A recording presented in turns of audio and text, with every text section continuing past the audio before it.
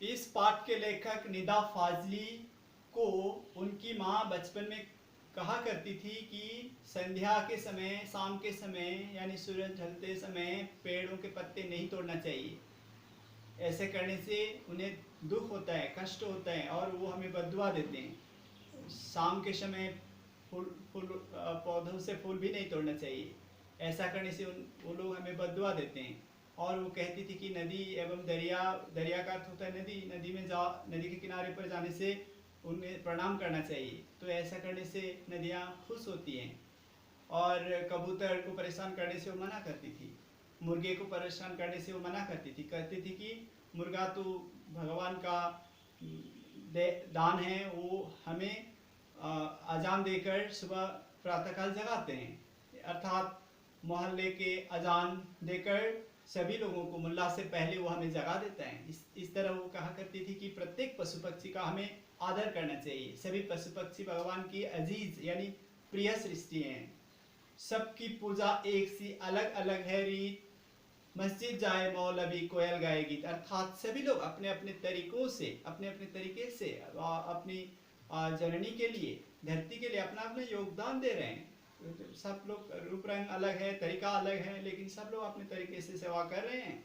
जिस तरह मुसलमान लोग मस्जिद जाते हैं तो हिंदू लोग मंदिर में जाते हैं, लेकिन सभी लोग तो भगवान के ही प्रे करते हैं।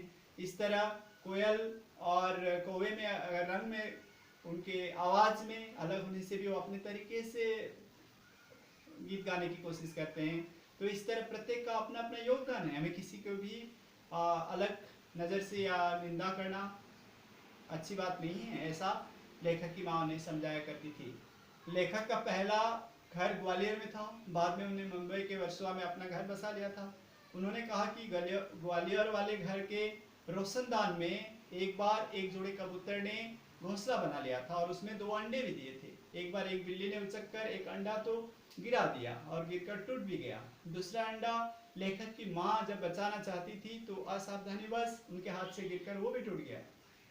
तो कबूतर परेशानी में पंख फड़फड़ाकर बहुत दुखी थे।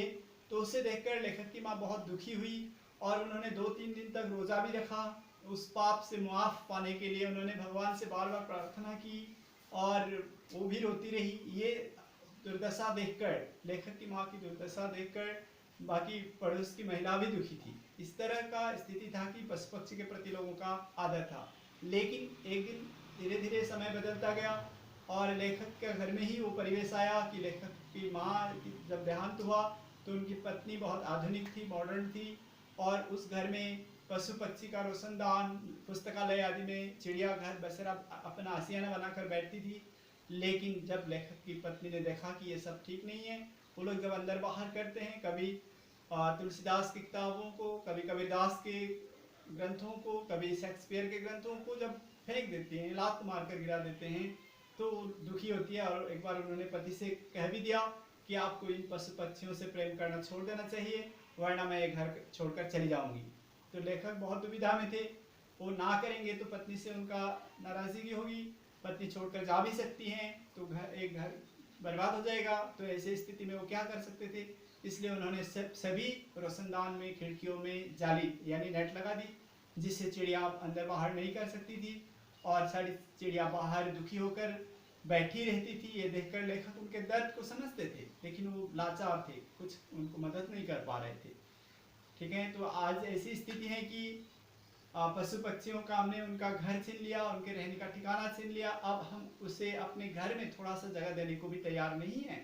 लेकिन ये प्रकृति, वास्तव में ये पृथ्वी सभी जीव जंतुओं के लिए समान थी। इसलिए तो कवि ने गाया है, नदिया सींचे खेत को, तोता कुटे राम, सूरज ठेकेदार सा, सबको बांटे काम। अर्थात इस दुनिया में जिस तरह एक ठेकेदार के आने से श्रमिक वर्ग काम में लग जाते हैं और ठेकेदार के जाने के बाद श्रमिक अपने अपने घर चले जाते हैं या काम करना बंद कर देते हैं, उसी तरह प्रकृति ने भी सूरज को यानी शान को ठेकेदार की तरह बनाया और सारी प्रकृति अपने अपने कर्म में जुटे रहते हैं। प्रातःकाल सूर्योदय होने के बाद सभी लोग कर्म में जुट जाते हैं। प्रकृति के सभी उपादान, एवं नदी को भी देखिए आप, नदी बहती रहती है और नदी कितनी उपकारी है, उसके जल, उसका किनारा पशु पक्षियों के लिए कितना काम आता है। और जब बाढ़ भी आती है तो लोग हम नुकसान समझते हैं, लेकिन उससे किनारों की ज़मीन बहुत उपजाऊ हो जाती हैं और वहाँ पे ज़्यादा प्रोडक्शन यानी उपजाऊ होता है बाढ़ के खत्म होने के बाद या पानी कम होने के बाद। इस तरह प्रकृति की सभी चीज़ों का हमें बहुत आवश्यक हैं, ज़रूरी हैं और अच्छे काम में प्रयुक्त होते हैं। जिस तरह नदियाँ खेत को सींचती हैं, तोता फल को कुतर कर खाता है, सूरज ठेकेदार की तरह सभी का देख रेख करता है और प्रकृति अपने कर्म में नियोजित रहती है। इस तरह सभी जीव जंतुओं के लिए हमारा मन में स्नेह रहना चाहिए, लेकिन प्रकृति के बदलने के साथ ही साथ, समय के बदलने के साथ ही साथ वो आज नहीं है। इसलिए इस पाठ का शीर्षक हुआ आप कहाँ दूसरे के दुख से दुखी होने वाले। उम्मीद है कि आप लोग को ये पाठ समझ में आया होगा।